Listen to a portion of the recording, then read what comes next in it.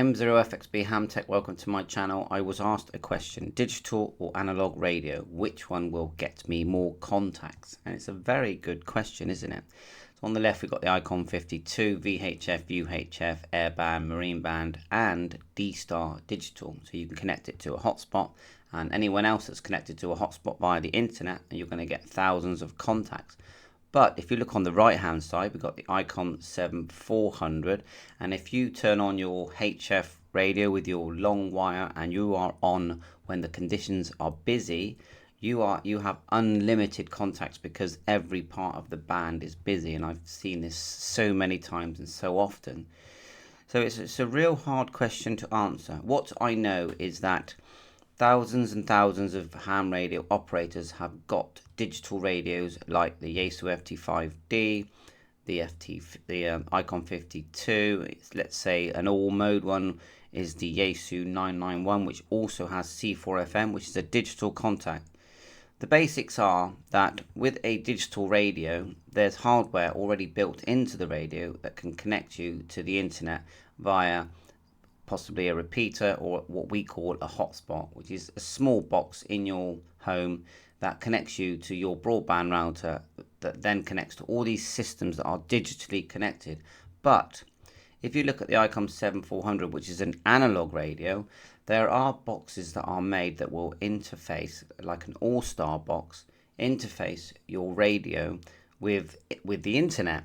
So digital radios and analog radios can also be connected to the internet. So based on that final summary, I would say both are just as busy because all digital and analog radios can be connected to the internet. I think one confusing thing for a new person coming into the hobby is they see a very sophisticated radio, and because they're very in their early learning stage, they feel that if they just turn it on, that they will suddenly receive all of these signals.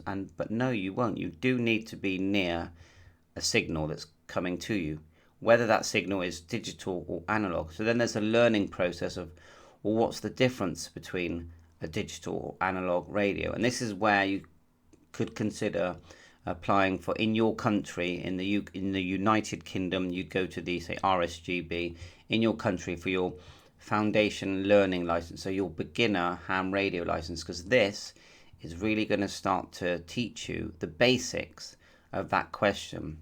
So if you've got to the point of interest where you're saying to yourself, oh, which is better, which is busier, if you've got that interest, then I highly recommend you go off now and go for your early ham radio license. And of course, watch YouTube, learn from YouTube, because you can learn everything you need to learn without ever having to take an exam. And you don't have to have a ham radio license to massively enjoy the communication hobby, which is massive and growing. And it's I've been doing ham radio 40 years now, and it's better now than it has ever been, ever. And I know it feels like the equipment is expensive, but relatively, if you go back to what they were charging 40 years ago to today, it's actually okay prices. Shop around for a good deal. Thanks for watching my YouTube channel, and this is just my personal take on this. Please leave your comments. M0FXB73.